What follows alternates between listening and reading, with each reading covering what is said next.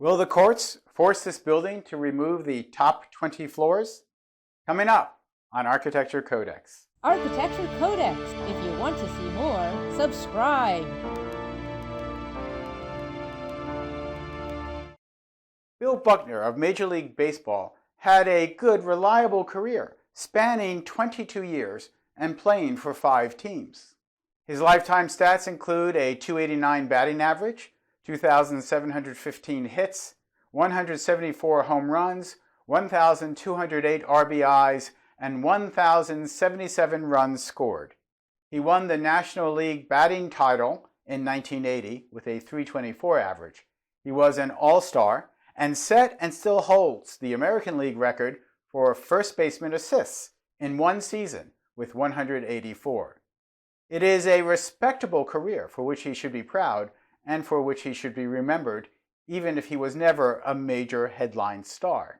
But for many people like me who were watching Game 6 of the 1986 World Series between the New York Mets and the Boston Red Sox, he will be remembered for what was probably the lowest moment in his career. Game 6, the bottom of the 10th. The Sox have a 5-3 lead. The first 2 Mets batters flied out. The Boston Red Sox are now 1 out away from their first World Series victory in 68 years, breaking the curse of the Bambino. Gary Carter singles, and then Kevin Mitchell pinch hits for a single. Men on first and second, 2 outs. Ray Knight singles to right field. Carter scores. Mitchell is the tying run on third. Mookie Wilson is up, fouls off pitch after pitch, just staying alive. The Sox pitcher throws a wild pitch. Mitchell scores from third, and Knight moves to second. Tied score, 5-5. Then, Mookie Wilson hits a grounder up the first base line. Buckner moves to catch it and step on first to end the inning. But the ball takes a hop and rolls through Buckner's legs. Knight scores from second base. The Mets win the game. The next night, the atmosphere at Shea Stadium was electric, and the Mets easily won 8-5 and won the World Series. And it would be over 20 years before the Red Sox would win a World Series, and Buckner became the butt of all sorts of derisive jokes, such as, what do Bill Buckner and Michael Jackson have in common? Both wear a glove on their right hand for no apparent reason. What does this have to do with architecture? Well, also from Boston is an award-winning firm known as Elkus Manfredi Architects, who designed 200 Amsterdam Avenue in New York City. Elkus Manfredi has done many successful projects, many for developers, but have never been a star in the architecture firmament. They are very reliable and competent, but you don't find them at the tip of the spear in architectural design circles. And so, like Bill Buckner, it may be unfair that their most famous building is one that achieved fame for the wrong reasons and had nothing to do with their design or the quality of their work. On the other hand, as I would not have remembered Bill Buckner if not for his error, so too I would not have taken a second look at 200 Amsterdam Avenue if it were not for the lawsuits. Fortunately for the firm, they are not the butt of a lot of jokes, but this might be primarily due to the fact that architects and architecture critics are notoriously unfunny. 200 Amsterdam Avenue is a 55-story mixed-use high-rise on New York City's Upper West Side.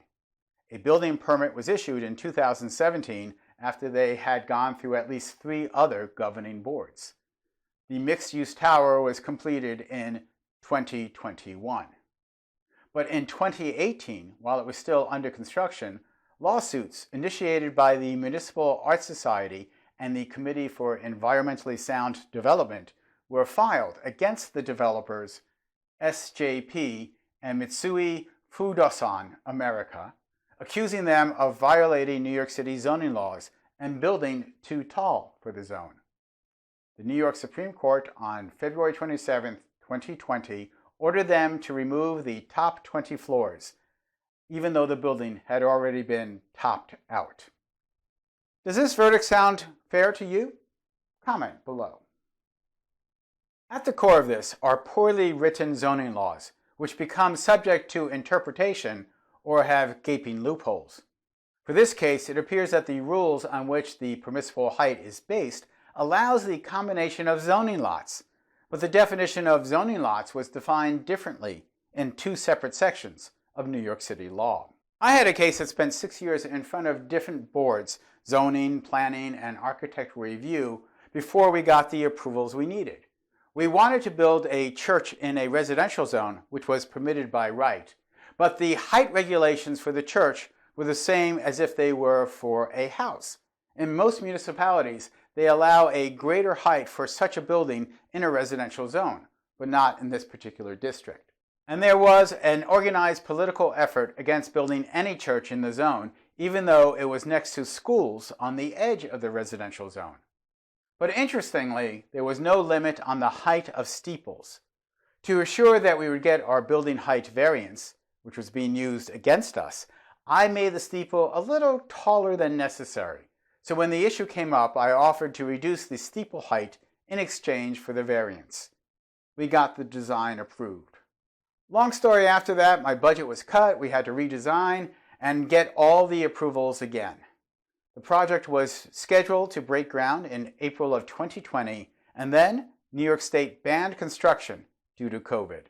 Unless your project was federally funded housing, then you were allowed to continue to construct, because apparently COVID knew which projects were federally funded and which were not.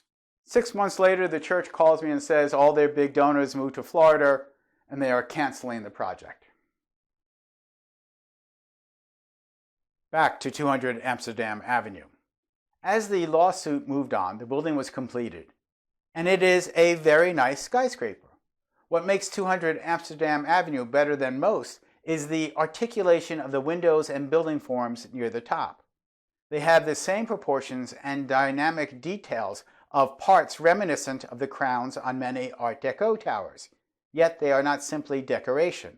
They are functioning building elements, windows, balconies, interior spaces which are formed to be decorative. It is clever, efficient, and well done. And it reads like some of the other venerable buildings towering over Central Park. The order to remove the top 20 floors of the building, in fact the best 20 floors of the building, was appealed. And the appellate court reversed the decision, noting that the regulation, section 12-10D, was ambiguous. The tower was saved. But this issue came up before, in the 1990s, as developer Sheldon Solo was trying to build newer buildings near his tower at 9 West 57th Street, which was a 50-story skyscraper built in the 1970s and designed by Gordon Bunshaft of SOM. During the litigation, one opposing attorney postulated that it might be necessary to remove the top 20 floors of that building in order to force Solo into conformity with their interpretation of the laws. This headline was picked up by the Tonight Show host Jay Leno, who remarked that the courts could order them to remove the top 20 floors. And he said it could be worse. They could order them to remove the bottom 20 floors. I'm Michael Molinelli, and this is Architecture CodeX.